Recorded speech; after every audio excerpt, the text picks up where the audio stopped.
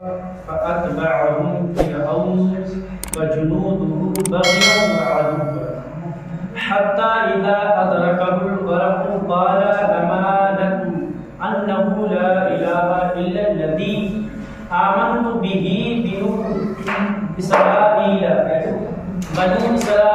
وأنا من المسلمين الآن وقد عصيت قبل وكنت من المفسدين فاليوم ننجيك ببدنك لتكون لمن خلفك آية وإن كثيرا من الناس عن آياتنا لغافلون. اور ہم بنی اسرائیل کو دریا میں پار لگائے گئے اور ہم بنی اسرائیل کو دریا میں پار لے گئے تو فرعون اور اس کے لشکروں نے ان کا بچنا کیا سرکشی اور ظلم سے یہاں تک جب اسے ڈوبنے آ لیا، یعنی کہ جب اسے ڈوبنے کا وقت آ لیا بولا میں ایمان لایا کہ کوئی معبود نہیں سوائے اس کے جس پر بنی اسرائیل ایمان لائے اور میں مسلمان ہوں. کون بولا؟ یہ فرعون. کیا آپ کو پہلے سے نافرمان رہا اور تو فسادی تھا؟ آج ہم تیری لاش کو تیرا دیں گے،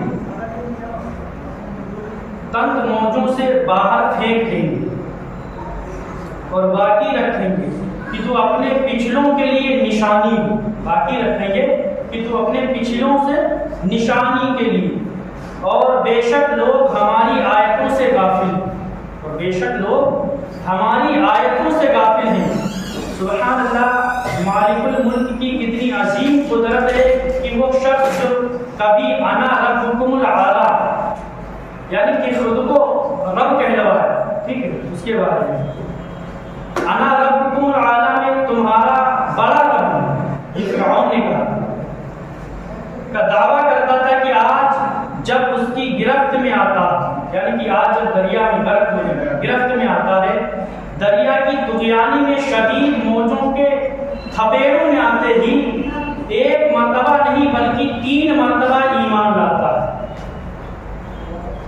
ایک مرتبہ کہا آمنت، میں ایمان لایا، اور دوسری مرتبہ کہا انہ لا الہ الا الذی آمنت بہ بنو اسرائیل، کوئی سچا معبود نہیں سوائے اس کے جس پر بنی اسرائیل ایمان لائے. تیسری مرتبہ کہا وَأَنَا مِنَ الْمُسْلِمِينَ، اور میں مسلمان ہوں. لیکن یہ اس کا ایمان قبول نہ ہوا، کیونکہ رب تعالیٰ کے عذاب کو دیکھ کر فرشتوں کا سامنا کرتے ہوئے ایمان لانا نفع مند نہیں ہو سکتا. یعنی کہ فرشتوں کو بالکل اپنے سامنے دیکھ کر کے ایمان لانا کوئی نفع بخش نہیں ہے. فَلَمْ يَنْفَعُهُمْ إِيمَانُهُمْ لَمَّا رَأَوْا بَأْسَنَا، تو ان کے ایمان لانے انہیں کا نہ دیا جب انہوں نے ہمارا عذاب دیکھ لیا. رب تعالیٰ نے فرمایا آپ تو ایمان لاتا ہے، پہلے نافرمانیاں کرتا تھا اور فساد پھیلایا کرتا تھا، یعنی پہلے تمہیں ایمان لانے کا کتنا وقت دیا گیا، یعنی کہ اس سے پہلے تمہیں ایمان لانے کا کتنا وقت دیا گیا. کئی مرتبہ تجھے آزمائش میں مبتلا کر دیا، کئی مرتبہ تجھے آزمائش میں مبتلا کر کے ایمان لانے کی طرف سوچنے کے مواقع فراہم کیے، لیکن اس وقت تو ایمان نہ لایا. اب غرق ہونے پر تیرے ایمان لانے کو قبول نہیں کیا جا سکتا. اب تو تیرے جسم کو دریا کی موجوں سے باہر پھینک کر لوگوں کے لیے نشانی بنایا جائے گا. سب کو پتہ چل جائے کہ آج خدائی کا دعویٰ کرنے والا جو خدائی کا دعویٰ کرتا تھا وہ غرق ہو کر مردہ حالت میں پڑا رہا. خدائے حقیقی تو وہ ہو سکتا ہے جو ہمیشہ کے لیے قائم و دائم ہے. وَجَاوَزْنَا بِبَنِي إِسْرَائِيلَ الْبَحْرَ فَأَتَوْا عَلَىٰ قَوْمٍ يَعْكُفُونَ عَلَىٰ أَصْنَامٍ لَهُمْ قَالُوا يَا مُوسَى اجْعَل لَّنَا إِلَٰهًا كَمَا لَهُمْ آلِهَةٌ قَالَ إِنَّكُمْ قَوْمٌ تَجْهَلُونَ.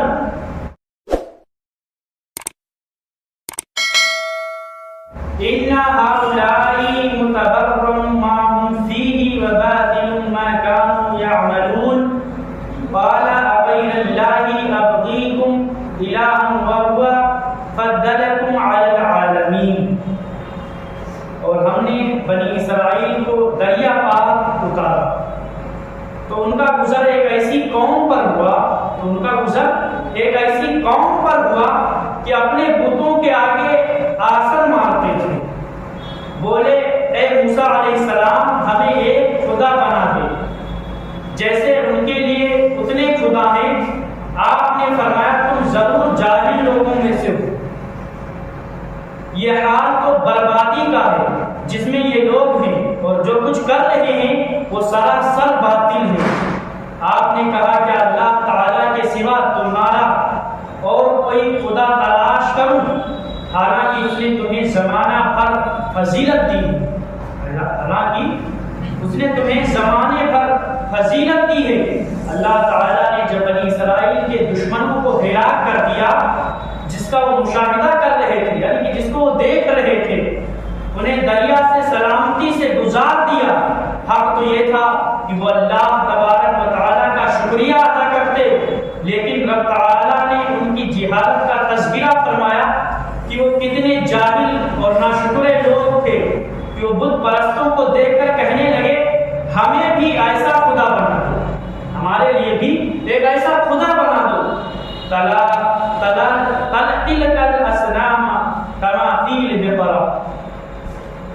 بنی اسرائیل نے جب بت دیکھے تھے وہ گائے کی شکل کے تھے. جب بنی اسرائیل نے بت دیکھے تھے تو وہ گائے کی شکل کے تھے. بت پرستی کی طرف ان کے میلان کو دیکھ کر ہی سامری نے انہیں بچڑے کی پوجا پر لگا دیا. ایک سامری نام کا تھا, اس نے بچڑے کی پوجا پر لگا دیا.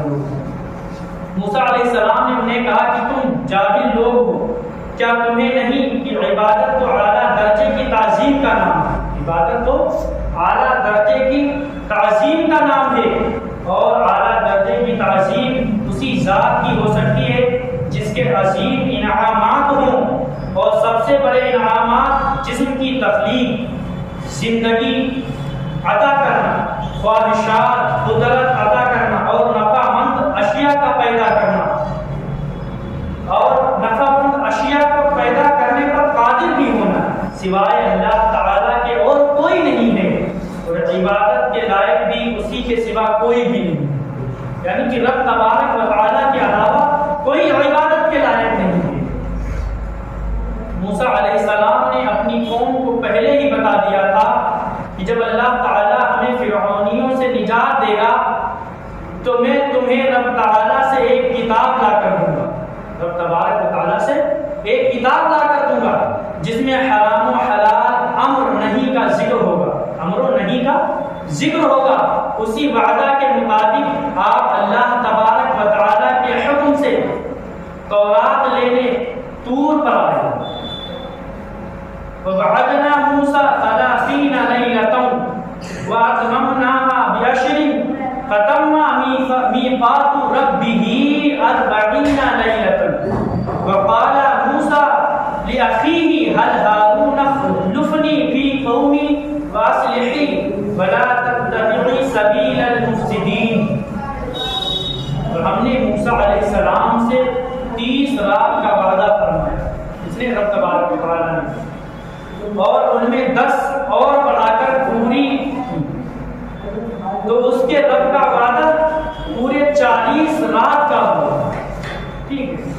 اور موسیٰ علیہ السلام نے اپنے بھائی ہارون علیہ السلام سے کہا میری قوم پر میرے نائب رہنا, میرے نائب بن کر کے رہنا اور اصلاح کرنا اور فسادیوں کی راہ کو دخل نہ دینا, فسادیوں کی راہ کو دخل نہ دینا. اللہ تعالیٰ نے موسیٰ علیہ السلام سے وعدہ فرمایا کہ تم طور پر آؤ, تمہیں 40 دنوں کے بعد کتاب دی جائے گی. آپ کو حکم دیا گیا تم 30 دن ایسے نیک اعمال کرنا جو میرے قرب کا ذریعہ بنے, پھر 10 دنوں میں تمہیں کتاب عطا کر دی جائے گی.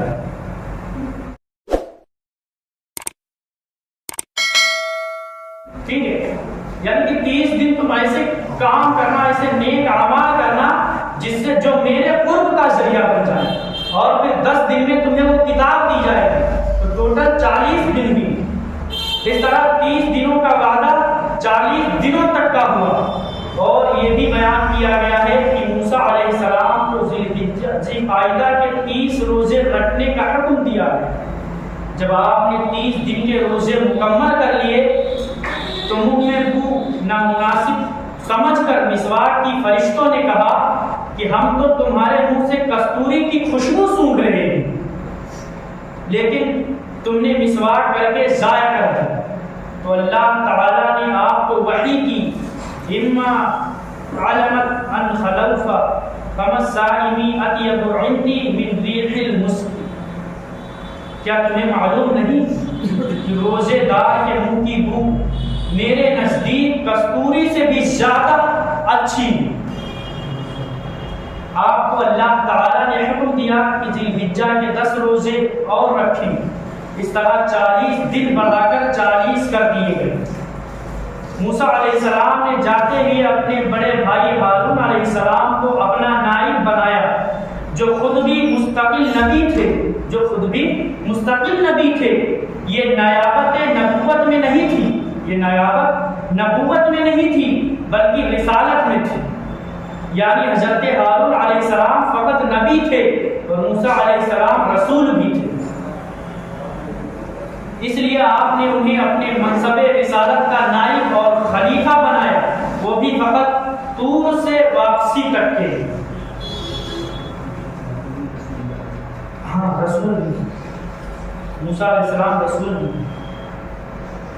دوسری وجہ ہے کہ آپ کا ارشاد ایک محاورہ کے مطابق یہ ہے، یعنی جس طرح 2 شخصوں کے ذمہ کوئی کام لگایا جائے تو ان میں سے ایک کو اگر کہیں جانا ہو تو دوسرے سے کہا جاتا ہے تم میری جگہ بھی کام کرنا، یعنی بہت زیادہ کوشش سے، یعنی محنت سے کام کرنا، میرا والا بھی کام سمیٹ لینا۔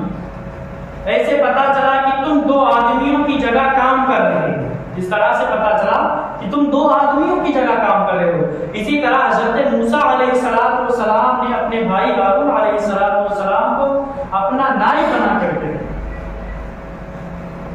رب تعالیٰ کے دیدار کی تمنا ہوئی کس کو؟ حضرت موسیٰ علیہ السلام۔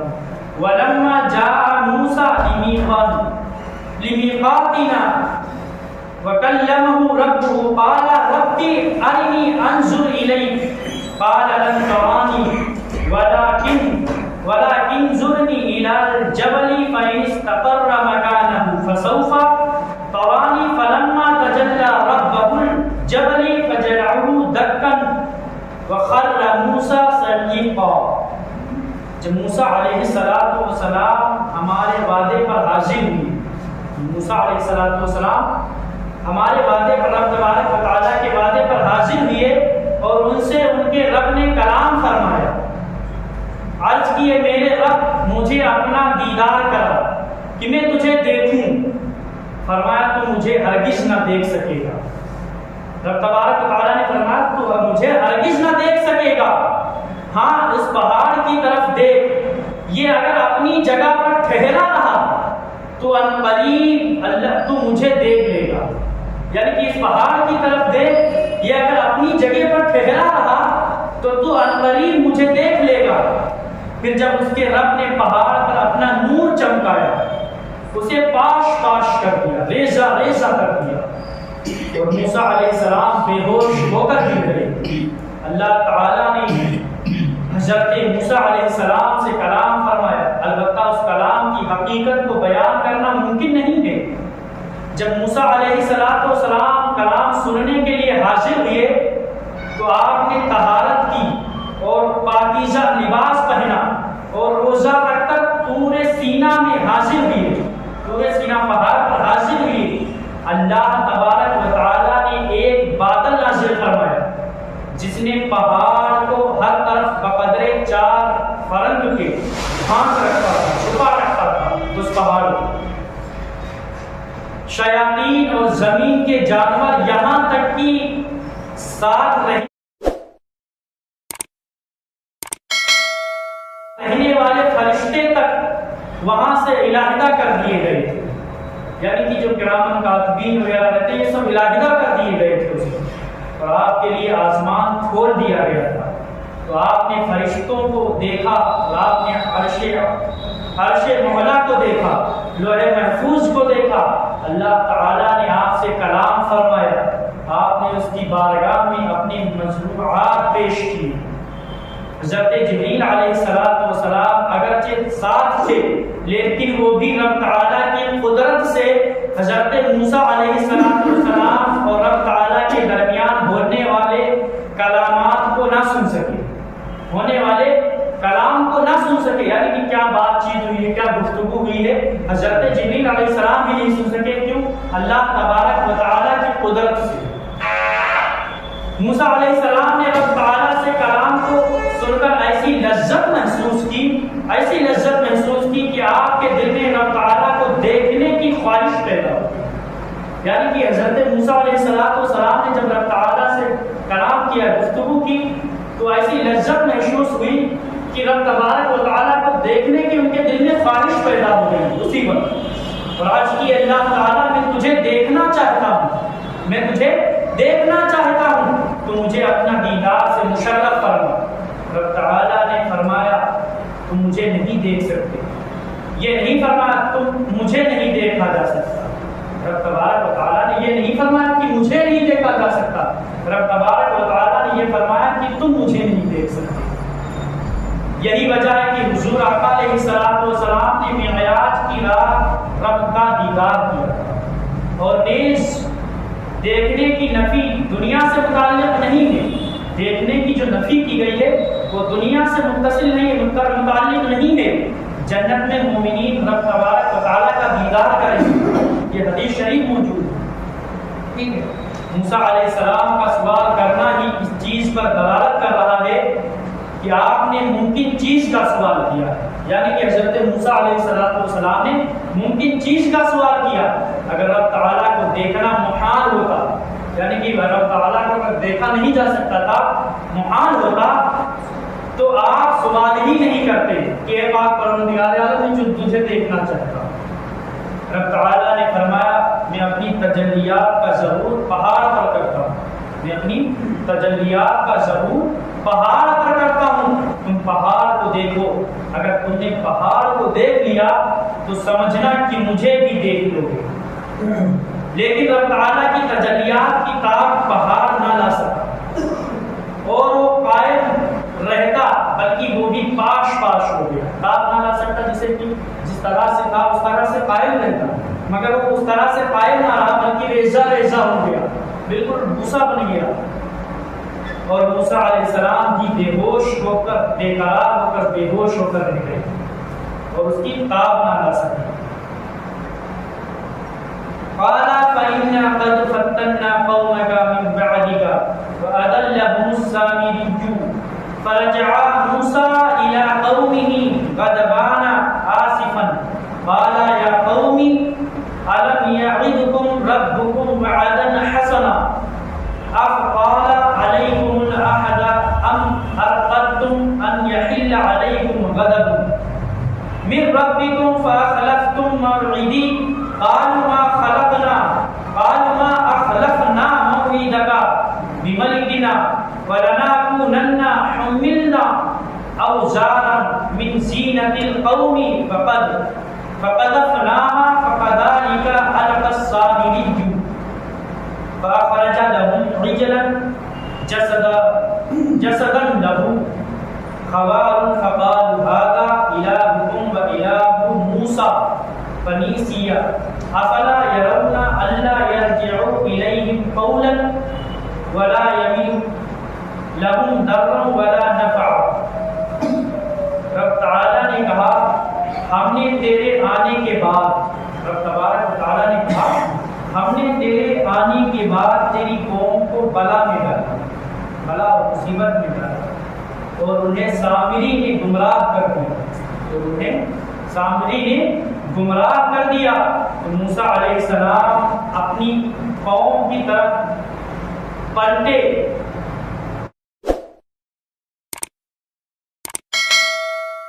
اپنی قوم کی طرف پلٹے غصے میں بھرے ہوئے افسوس کرتے ہوئے آپ نے کہا ہے میری قوم کیا تم سے میرے رب نے اچھا وعدہ نہ کیا تھا؟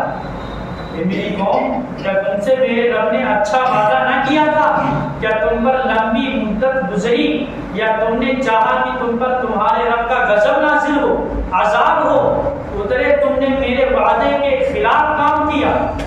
انہوں نے کہا ہم نے آپ کے وعدہ کی خلاف ورزی اپنے اختیار سے نہیں کی، لیکن ہم سے کچھ بوجھ اٹھائے، یعنی کہ ہم میں سے کچھ بوجھ اٹھائے گئے اس قوم کے زیورات کے، تو ہم نے انہیں ڈال دیا، پھر اسی طرح سامری نے ڈالا تو اس نے ان کے لیے بچڑا بنا دیا، سامری نے ان کے لیے بچڑا بنا دیا جو بے جان جسم ہے، جو بے جان جسم ہے، گائے کی طرح بولتا ہے، گائے کی طرح بولتا ہے، تو بولے یہ ہے تمہارا معبود، اور موسیٰ علیہ السلام کا معبود، تو موسیٰ علیہ السلام تو بھول گئے، تو کیا نہیں دیکھتے کہ وہ انہیں کسی بات کا جواب نہیں دیتا اور ان کے کسی برے بھلے کا اختیار نہیں رکھ سکتا؟ بچڑا موسیٰ علیہ السلام جب اپنی قوم کے 70 سرکردہ افراد کو ساتھ لے کر طور پر کتاب لینے کے لیے گئے، قوم سے 40 دنوں کا وعدہ کر کے گئے، آپ اپنی قوم کے ان افراد سے ذرا جلدی ہی آ گئے، یعنی کہ اس قوم کے افراد سے ذرا جلدی ہی آ گئے، آگے طور پر پہنچ گئے۔ رب تعالیٰ نے پوچھا تم اپنی قوم کے افراد سے پہلے کیوں آ گئے؟ تو آپ نے عرض کیا ہے مولائے کائنات وہ بھی میرے پیچھے آ ہی رہی، میں صرف تیری خوشنودی حاصل کرنے کے لیے جلدی آ گیا۔ طور پر ہی اللہ تعالیٰ نے آپ کو یہ خبر دی تھی کہ تمہاری قوم گمراہ ہو چکی ہے، آپ کو گئے ہوئے جب 20 دن مکمل ہو گئے، یعنی حضرت موسیٰ علیہ السلام کو گئے ہوئے جب 20 دن مکمل ہو گئے تو سامری نے کہا کہ موسیٰ علیہ السلام کو گئے 20 دن اور 20 راتیں ہو چکی ہیں، 40 کی تکمیل ہو گئی، آپ نہیں آئے، اس کی وجہ صرف یہ ہے کہ تمہارے پاس فرعونیوں کے زیورات ہیں، تمہارے پاس فرعونیوں کے زیورات ہیں، وہ تم پر حرام ہیں، اس لیے وہ زیورات تم لوگ مجھے دے دو کہ میں ایک خدا بنا دوں۔ اس نے کہا یہ سامری نے کہا کہ وہ زیورات جو ہیں تمہارے پاس وہ زیورات مجھے دے دو تاکہ میں تم پر میں اس سے ایک خدا بنا دوں، کیونکہ پہلے ہی دیکھ چکا تھا کہ قوم ایسا خدا چاہتی ہے، وہ پہلے ہی دیکھ چکا تھا کہ قوم ایسا خدا چاہتی ہے جو انہیں نظر آئے، جو خود بھی گائے کی پرستش کرتا تھا، یعنی کہ سامری گائے کی پرستش پوجا کیا کرتا تھا، اس لیے اس نے تمام زیورات جمع کر کے انہیں ایک بچڑا میں بنا دیا، انہیں ایک بچڑے میں تبدیل کر دیا، بچڑا بنا دیا۔ چونکہ فرعون کے لشکر نے اپنے گھوڑوں کو دریا میں ڈالنے سے سوچ و بچار شروع کر دی تھی، جو جبریل علیہ السلام ایک گھوڑی پر سوار ہو کر آئے، وہ جہاں قدم رکھتی تھی وہاں سبز گھاس پیدا ہو جاتی تھی۔ حضرت جبریل علیہ السلام گھوڑی پر سوار ہو کر کے آئے، جہاں جہاں وہ اس کا قدم پڑتا تھا وہاں ہری گھاس پیدا ہو جاتی تھی اسی۔ سامری یہ ماجرا دیکھ لیا تھا، سامری نے یہ ماجرا دیکھ لیا تھا، اس لیے اس نے گھوڑی کے ٹاپ میں سے یعنی کہ پیر کے نیچے سے مٹی اٹھا کر محفوظ کر لی تھی، یعنی کہ جو گھوڑی کا حضرت جبریل علیہ السلام کی گھوڑی جہاں قدم رکھتی تھی تو سامری نے اس گھوڑی کے قدم کے نیچے کی مٹی اٹھا کر کے محفوظ رکھ لی تھی۔ وہ سب یہ ماجرا دیکھ رہا تھا کہ جہاں جہاں قدم رکھ رہی ہے ہری سبزہ گھاس ہو جاتی ہے، اس لیے وہ سمجھ گیا کہ کوئی معتبر چیز ہے، کوئی معتبر چیز ہے، اس لیے اس نے اس مٹی کو اٹھا کر کے محفوظ کر لیا۔ ہاں ہوشیار آدمی تھا، اس لیے اس نے گھوڑی کے نیچے ٹاپ سے مٹی اٹھا کر محفوظ کر لی تھی، وہی مٹی بچڑے کے ڈھانچے میں ڈال کر اور اسی مٹی کو بچڑا جو زیورات سے